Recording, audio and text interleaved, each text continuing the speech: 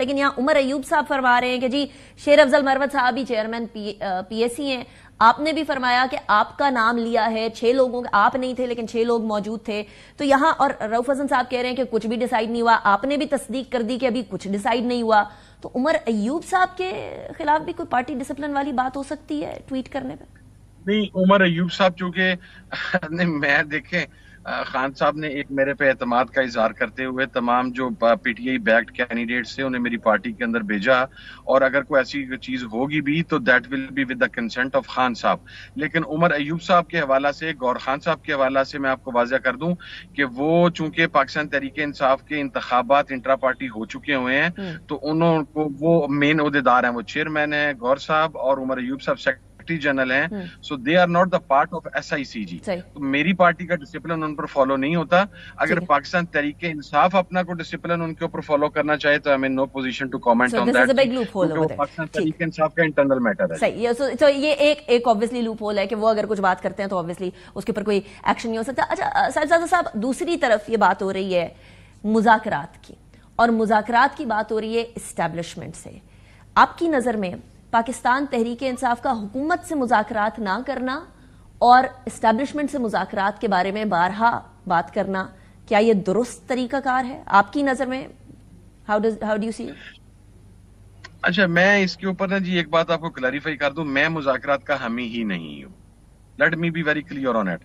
اس کی وجہ یہ ہے کہ ہم لوگوں نے اپنی چادر اور چار دیواری کا تقدس کو مذاکرات کے لیے نہیں کیا تھا. جو پامال ہوا, ہمارے جو لوگ مارے گئے ان کی جانیں کو مذاکرات کے لیے نہیں ہوئی تھی.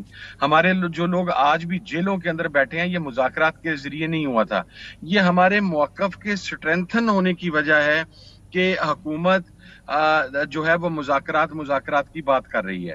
میں کم از کم یہ سمجھتا ہوں کہ اگر مذاکرات کیے جانے ہیں تو عمران خان صاحب نے میری پریزنس میں 10 دن پہلے جو بات کی تھی اس میں انہوں نے کہا کہ پہلے میرے جو کارکنان ہیں جیل میں انہیں رہا کیا جائے, نمبر 2 میرا چوری شدہ مینڈیٹ واپس کیا جائے, اور نمبر 3 یہ جو سانحہ 9 مئی ہوا ہے اس کی جوڈیشل انکوائری کی جائے.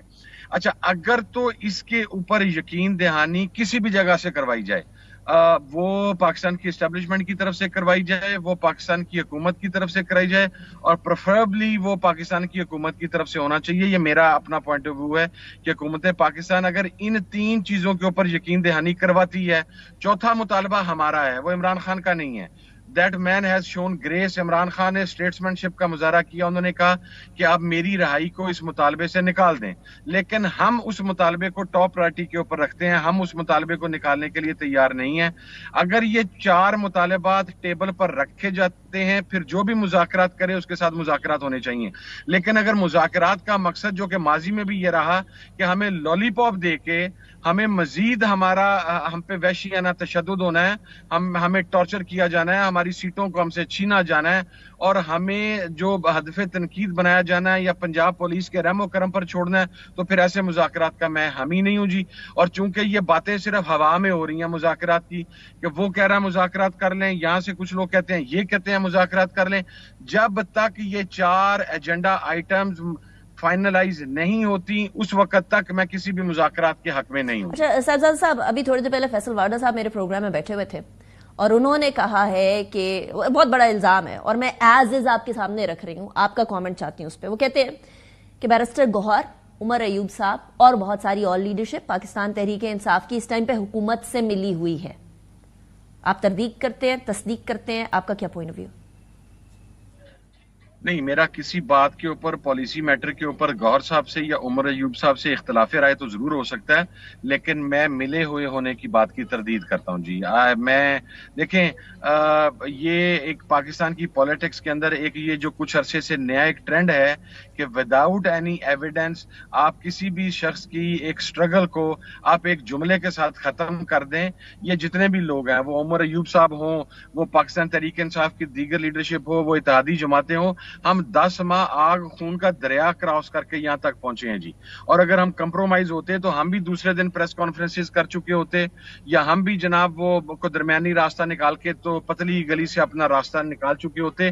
ہم آج تک کھڑے ہیں, ہم لوگوں کے پاسپورٹس بلاک ہیں, ہماری فیملیوں کے پاسپورٹس بلاک ہیں, ہمارے بزنس تباہ ہیں.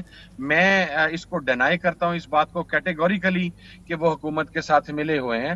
کسی بھی انٹرنل ایشو کے اوپر اگر مجھے ان کی بات پسند نہیں ہوگی یا مجھے ان کی نہیں ہوگی تو اس کا بھی ایک پراپر فورم موجود ہے ہمارا کور کمیٹی کا.